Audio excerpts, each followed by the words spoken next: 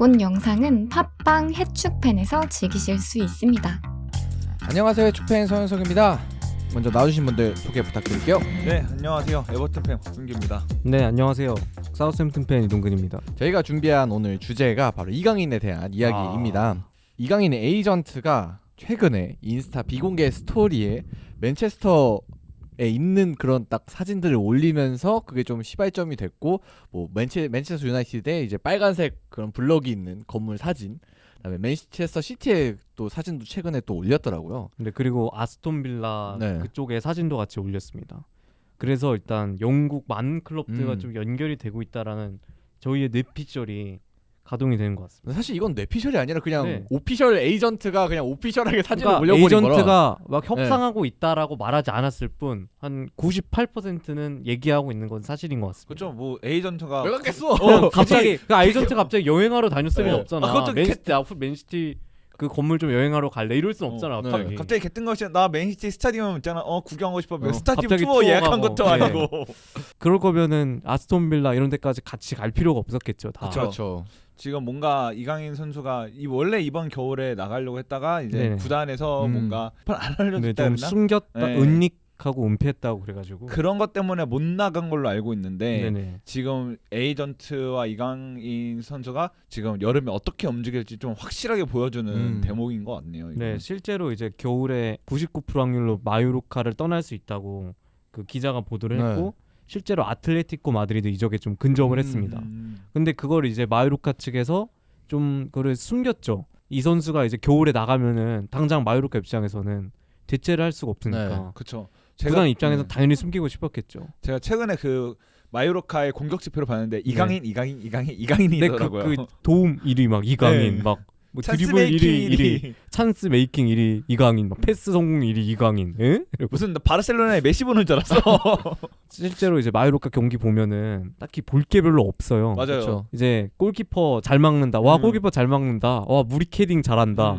이강인 잘한다. 끝이에요. 진짜 딱 그거 보려고 재미없어요. 보는 진짜 거예요. 내가 경기 봤는데 진짜 와 이건 뭐지? 이러고 이강인이 놀랐어요. 패스를 막 정말 와 진짜 저거 뭔가 일반적인 이제 축구 선수라면은 저쪽으로 있잖아 세도에 들어갈 것 같은데 아무도 세도 안 하고 패스를 주면 이강인 타락박주만 겁나 본 다음에 애들 그냥 옆에서 1등석에서 직관하는 것 같아. 맞아. 이게 막 마요르카를 비하하거나 이런 건 아닌데 그건 사실이에요. 맞아요. 팩트예요. 약간 이건. 주위 동료들이 이강인의 움직임을 못 살려주는 것 같은 느낌이 들더라고요. 근데 이게 맨시티에서는 어떨까? 와. 맨시티가 좀 얘기가 많이 다르거든요. 킬 패스를 받는 홀란드? 킬패스를 맨시티가 오늘 이강인 투 홀란드. 와. 지렸다. 이거는.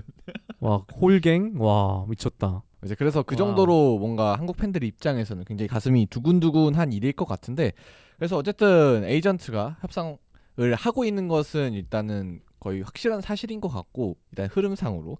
그래서 과연 이 팀들에 가면 이강인 선수가 과연 어떨까를 주제로 오늘 한번 이야기를 나눠 보도록 하겠습니다. 우선 맨시티 이야기부터 시작을 해보도록 할 텐데요.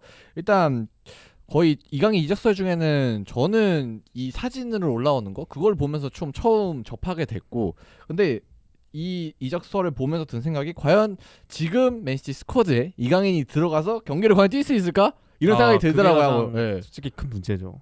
스쿼드를 한번 쭉 훑어보니까 이강인 자리에 뛸 수 있는 좋은 선수들이 지금 너무 많기 때문에 뭐 물론 이제 다음 이적 시장 때는 뭐 누군가 나갈지도 모르겠습니다만, 사실 지금 이 상태로 이강인이 뭔가 경쟁력을 갖출 수 있을까? 이거 좀 많이 걱정이 되더라고요. 네, 실제로 이강인 선수가 이제 발렌시아에서 출전 기회를 잘 얻지 못하면서 소속팀과 마찰이 있었고 그걸로 결국 나가게 됐잖아요. 그래서 출전 기회를 찾기 위해 마요르카에서 주전으로 뛰면서 다시 이제 가치가 오르고, 그래서 선수 본인도 출전 시간에 대한 걱정이 있을 텐데 과연 여기서 맨시티 행위 약간, 물론 선수 입장에서는 와 이건 펩이 지도를 하고 그럼 맨시티 선수 같이 뛸 수 있고 그리고 이렇게 빅클럽에 도전할 수 있는 기회가 좋은 기회겠지만, 과연 지금의 맨시티 스쿼드 상황을 고려해봤을 때 이게 과연 주전으로 좀 많은 시간을 출전할 수 있을까라는 걱정이 드는 건 사실입니다. 사실 이강인 선수 하면 메짜라젤 혹은 이제 윙어로 뛰어야 되는데 경쟁자가 일단 윙어로 가면 뭐 그릴리시, 마레즈, 포든이 있고요. 그다음에 중앙 자리에는 그 덕배 씨가 계시고, 그다음에 베르나르도 실바도 있고요. 베실바도 있고 긴도안도 있습니다.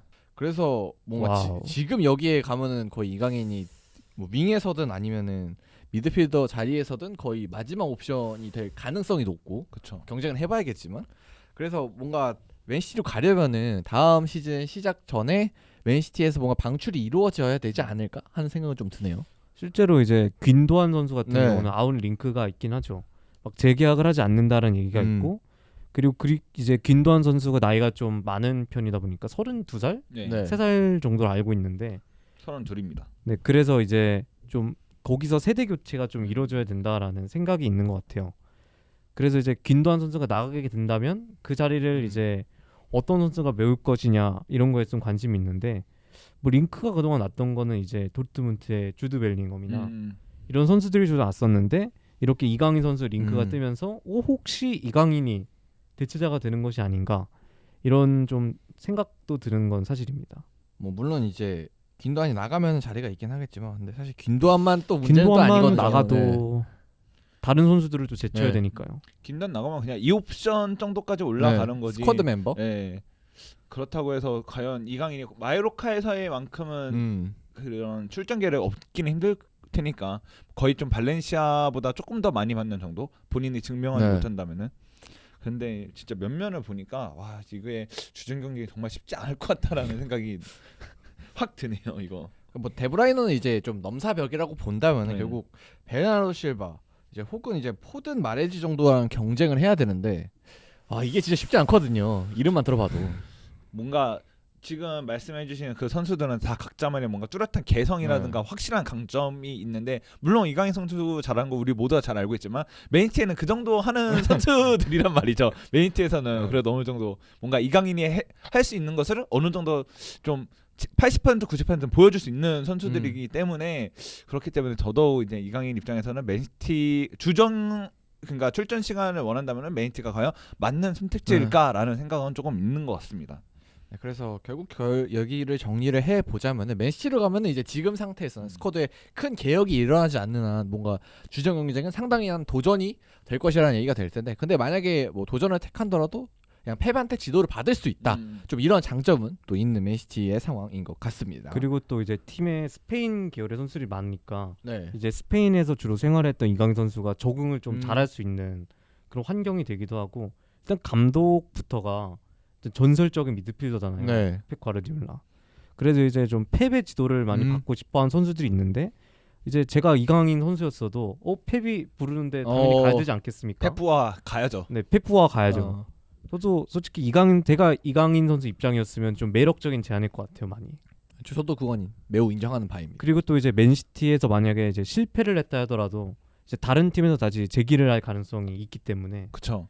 이제 뭔가 그러니까 아스톤 빌라에서 이제 실패를 해서 막 어디로 가는 것보다 맨시티에서 실패를 해서 다른 데로 가는 게 더 높은 클럽에 갈 확률이 높거든요. 그렇죠. 뭔가 빅클럽 찌거토르가 있잖아요. 예. 빅클럽 네. 찌거토르. 그래서 저희가 예전에 이제 김민재 선수가 이제 막 나폴리하고 스타드 렌하고 막 네. 얘기했었는데 거기서도 똑같은 얘기를 제가 했거든요. 네. 그래서 나폴리에서 망해서 다른 팀으로 가는 게 더 쉽다. 스타드 렌에서 망해서 다른 클럽을 가는 것보다 더 약간 리턴이 더 높다.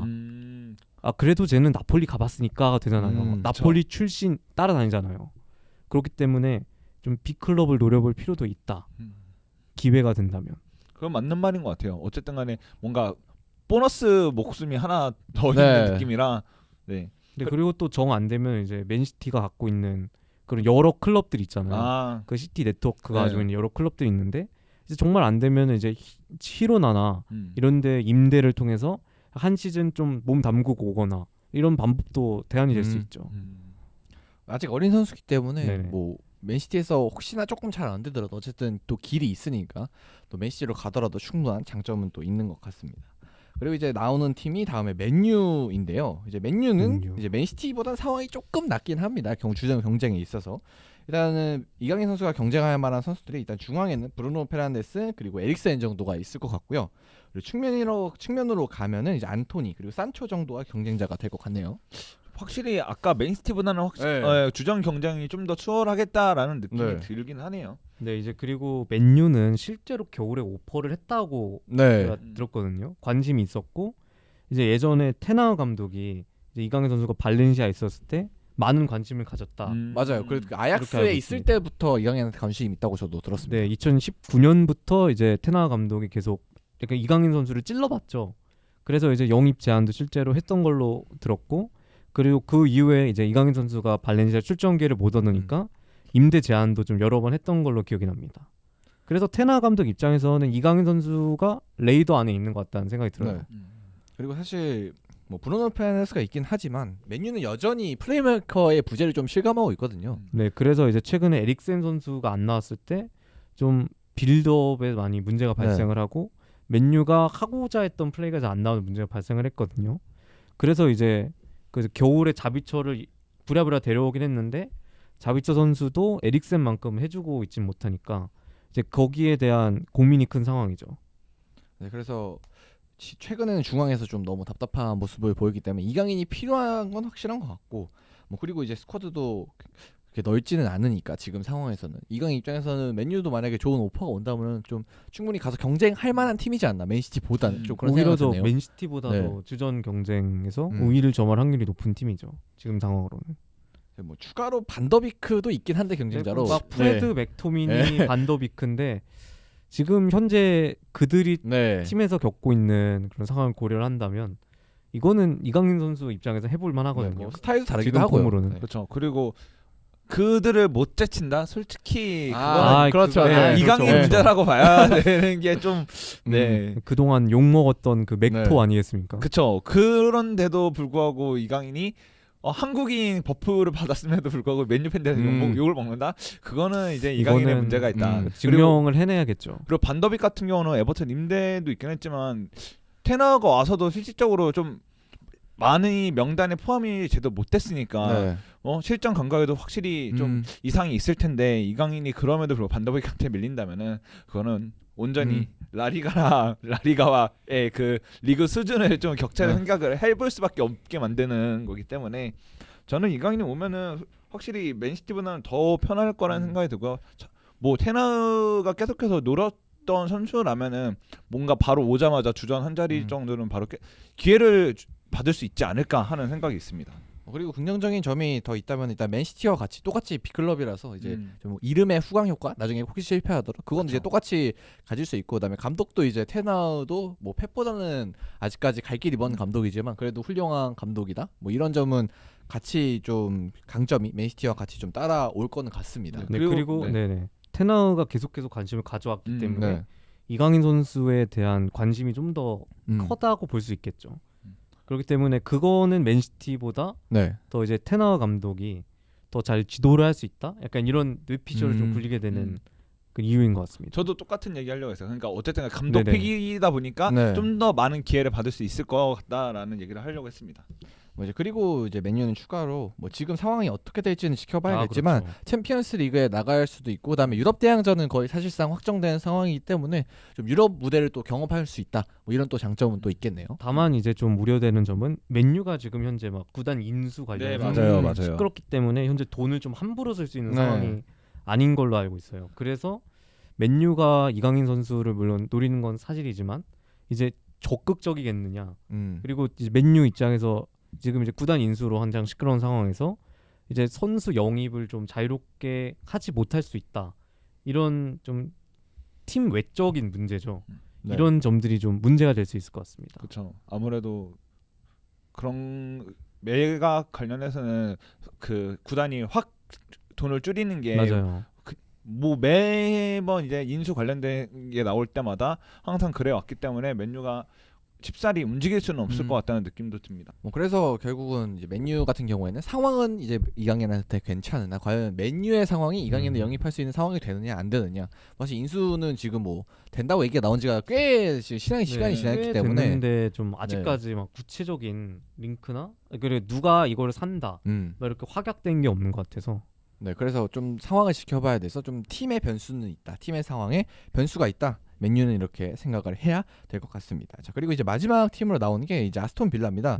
아스톤 빌라 같은 경우는 일단 스쿼드의 경쟁자 자체는 일단은 맨유 메시랑 비교가 안 될 정도로 약간 좀 뎁스가 얇은 상황이고, 현재 이제 쿠티뉴나 부엔디아 그리고 이런 선수들이 주로 있는데 이제 다 팀에서 약간 좀 부진한 선수들이에요. 뭐 추가로 제이콥 램지 정도도 있는데 이제 그 선수는 좀 지금은 많이 떨어진 상황이기 네. 때문에 이강인 선수가 쉽게 제쳐낼 수 있을 것으로 보이긴 네, 하죠. 주전 경쟁이 아무래도 네. 이제 세 클럽 중 가장 수월한 클럽이기도 하고 일단 에메리 감독도 예전에 이강인 선수한테 관심이 네, 있었다고 비아레알 하거든요. 시절에서 그렇죠. 네, 관심이 있었다고 하죠. 그리고 이제 아스톤 빌라가 현재 최근 기세로 보면은 유럽 대항전에 나갈 가능성이 꽤 있는 팀이기 때문에 이강인 선수 입장에서도 만약 자신이 주전 경쟁에서 우위를 점하고 출전 시간을 많이 얻으면서 이런 기회를 더 이제 아스톤 빌라에서 스텝업을 하기 또 용이한 환경을 자기가 원한다면은 빌라도 좋은 대안이 될 수가 있죠.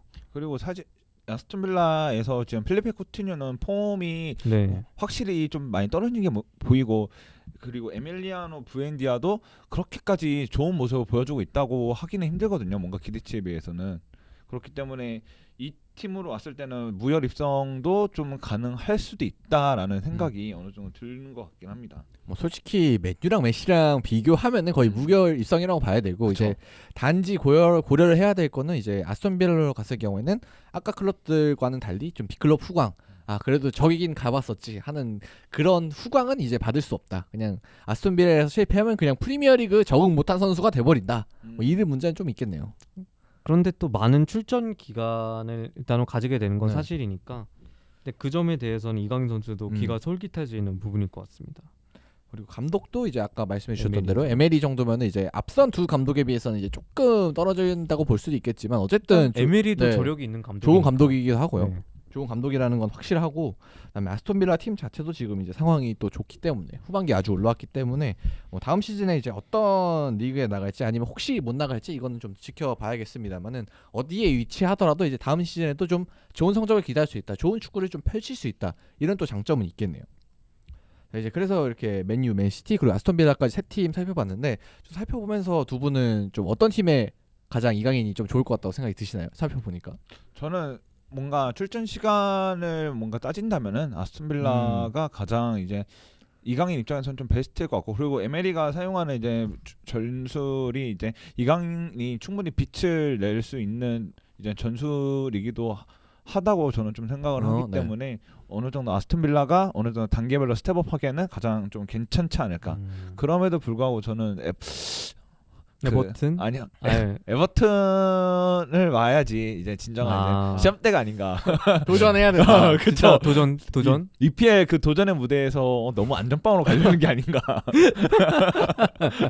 어려움 조건을 마주해야 된다. 네. 그리고 저는 개인적으로는 EPL보다는 저는 라리가에서 좀 더 이제 빅클럽 라리가에 있는 빅클럽으로 옮기는 게 좀 어떨까. 아틀레티코 제외하고 좀 더 다른 빅클럽으로 가면 어쨌든 리그 적응은 이제 뭐 필요 없는 거고 그다음에 좀 더 이강인이 잘하는 축구를 좀 더 선보일 수 있는 팀이 더 많을 것 같아서 라리가에 대한 선택지도 좀 이강인이 같이 고려해 본다면 더 좋지 않을까라고 좀 생각을 해봅니다. 그래서 라리가로 가는 방법도 있고 그 이제 저희는 이제 어쨌든 프리미어리그를 얘기를 해봤으니까 어쨌든 병규 형 의견은 정리를 하자면은 경기를 가장 많이 뛸 수 있는 아스톤 빌라가 가장 그쵸. 주목할 만하다. 그 전에 에버튼 에버튼 추가 또 마요르카에서 좀 한 팀 더 살려놔라. 제발 좀. 네, 제 생각은 저는 맨유가 지금 팀 상황이 어렵지만 만약 이제 팀 상황이 이제 개선이 되고 돈을 쓸 수 있는 환경이라면 맨유가 가장 약간 좀 적당한 선택지가 아니겠느냐는 생각이 들어요. 이제 맨유 팀에 좀 왼발을 쓰는 그런 플레이메이킹 기질을 가진 선수들이 별로 없기도 하고 그쵸. 그리고 이제 이강인 선수의 장점은 이제 중앙에서도 활용이 가능하지만 측면 윙 자리에서도 뛸 수 있다. 이런 게 큰 장점이라고 생각을 하거든요. 그래서 이제 맨유가 현재 좀 고민을 겪고 있는 그런 이제 에릭센과 브루노를 약간 좀 두 선수가 계속 마냥 뛸 수는 없으니까 브루노는 뭐 거의 매 경기 혹사당하듯이 뛰고 있지만 이제 이런 두 선수를 이제 보조를 잘 해줄 수 있으면서 이제 또 상황에 따라서는 이강인 선수가 주전이 될 수도 있다고 보기 때문에 맨유가 전 가장 좋은 선택지 같다는 생각이 들어요. 와, 근데 이강인이 맨유 가면은 이제 박지성의 뒤를 이어서 이강인이 입성하게 되면은 와 이거 쉽지 않겠는데요. 진짜 근데 멋질 것 같아요. 네, 그러니까 정말 팬덤이 거대해지겠죠. 더 거대해지겠죠. 좋은 일이죠. 네. 아예 그리고 뭔가 좀 남다를 것 같긴 해요. 어쨌든 간에 맨유라는 이제 메가 클럽의 한국인으로 이제 박지성이 맨 처음에 들어갔는데 이제 자기의 이제 후배가 다시 한번 들어와서 그러면은 뭔가 이 대가 이어지는 느낌이 어느 정도 좀 네. 들다 보니까 맞죠. 예전에 이제 제한맨이라고 그러죠. 예, 그쵸. 제발 한국인이면 한국인이면 맨유를 응원해. 맨유 응원합시다. 약간 만약 이강인이 간다면 진짜 그런 구도가 음. 이강인 선수가 만약 잘한다면 나올 수도 있을 것 같다고 생각이 듭니다. 그러면은 진짜 제한맨은 명실상부하게 그냥 뭔가 못 받고 시작하는 느낌인데요. 맨시티도 저는 괜찮다고 생각을 음. 하는데 맨시티는 솔직히 출전 시간에 대한 네. 걱정이 가장 크기 때문에 저는 그게 걱정이 돼서 저는 맨유를 그나마 좀 주전 경쟁이 수월하고 그리고 빅클럽이기도 하고 맨유가 그리고 가장 맨유 입장에서 가장 필요한 선수라고 생각을 합니다. 그렇기 때문에 저는 맨유가 이강인 선수한테 가장 좀 어울리는 선택지라고 생각을 합니다. 뭐 저도 마찬가지로 일단 맨유가 현실적으로 보자면은 좀 약간 두 팀의 맨시티와 그다음에 아스톤빌라 중간 정도에 있는 조금 그래도 밸런스가 맞는 팀이라고 생각이 들어서 맨유가 제일 좋을 것 같긴 한데 근데 맨시티로 가서 뭔가 패배 지도를 받는 걸 보는 것도 엄청 신날 것 같고 맨시티가 네. 그리고 이제 여름에 한국에 오잖아요. 네. 어. 그때 딱 이강인을 약간 달고 온다면 그래, 그거랑 네. 물려가지고 그냥 이강인 선수 영입 이런 게 맞아 네. 떨어졌단 말이에요. 그래서 한국에 오는 음. 건가? 약간 이렇게 뇌피셜이 됐단 말이죠. 딱 그림도 좋네요. 너가 오면 우리 한국 갈게 이런 거. 네. 너만 오면 고. 너만 오면 고. 그래서 그런 그림도 있고 그다음에 패배 지도를 받는 한국인 선수가 처음으로 생긴다는 것도 되게 흥미로울 것 같고 예, 뭐 여러모로 어디를 가든 뭐 세 팀 중에 뭐 아스톤빌라도 결국 이제 프리미어리그 팀이니까 어쨌든 그쵸. 손흥민 선수랑 같이 우리가 또 관심을 가질 테니까요.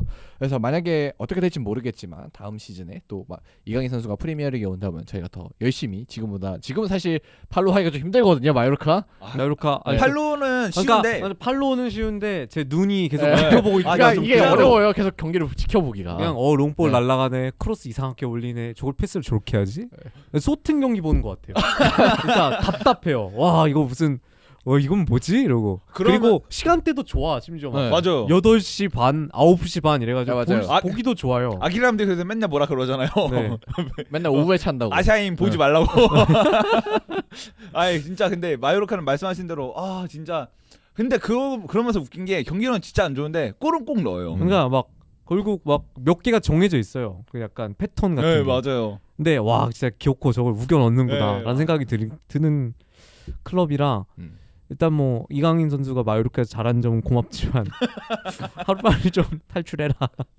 정말 팬이 경기 보기가 약간 좀 그렇습니다. 맞습니다. 재미가 없습니다 솔직히.